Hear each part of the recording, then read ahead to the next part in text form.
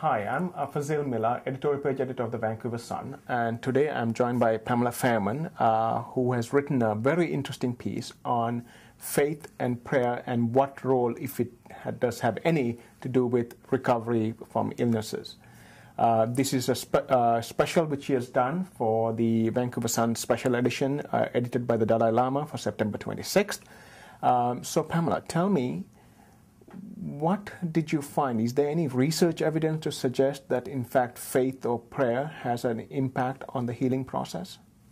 Well, Fazil, there are literally thousands of studies which have been done in the past 40 or 50 years in this field, and like any area of research, there's contradictions and there's some inclusive findings, but the vast majority of studies have found that that prayer is potentially therapeutic. And prayer seems to be part of the whole holistic healing movement, the mind-body connection that recognizes that your psychosocial fitness is just as important as your physical fitness. How does it work? Can you explain the mechanics of how faith and prayer helps in the kind of physiologically and psychologically? How does that work? Studies show that prayer lowers your heart rate and your blood pressure. It boosts the immune system, and by having a stronger immune system, it may ward off illness or it may speed recovery. And it may also reduce biological markers of inflammatory conditions. How does, I mean, this is something which, particularly the Western trained medical professionals would be skeptical of. In your interviews, what did people have to say about how they receive this notion of prayer and faith in the healing process? Right. Well, prayer seems to help people either accept their illness or embrace their suffering, and it means that they may be able to cope with their suffering and their illness better.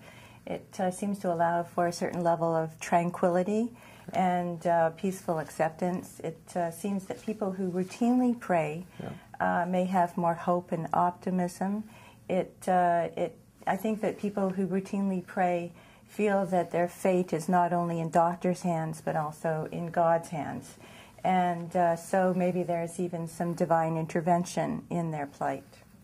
Is there any evidence about, there is always when somebody is ill, there are people who decide that they're going to pray for them versus people having, that individual who is afflicted having certain amount of faith and spirituality, and consequently they pray.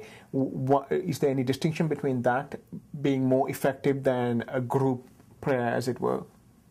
I didn't look at distant prayer in the context of this story, and I think the evidence for that is less certain. I really looked at personal prayer, and with personal prayer, I think there is some evidence as well that faith seems to motivate healthful behaviors, and so therefore people who are orthodox or who are routine worshippers are less likely to smoke, they're more likely to exercise, they have healthier diets, and less likely to drink to excess, so therefore they... In other words, all virtuous behavior. Yeah, exactly. Okay, so, let me ask you one last question.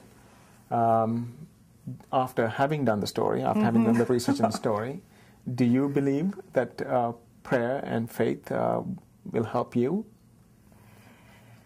Well, I don't routinely pray, but I certainly am open-minded to the possibility that it could be helpful.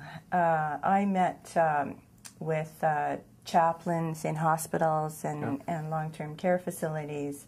I met with patients and their family members who derive a lot of strength from prayer.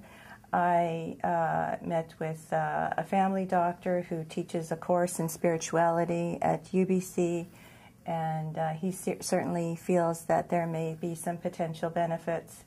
And I also interviewed my own spiritual leader, Rabbi Philip Bregman at Temple Shalom, who seems to feel that there are some potential benefits as well. So who knows, maybe I will start praying more.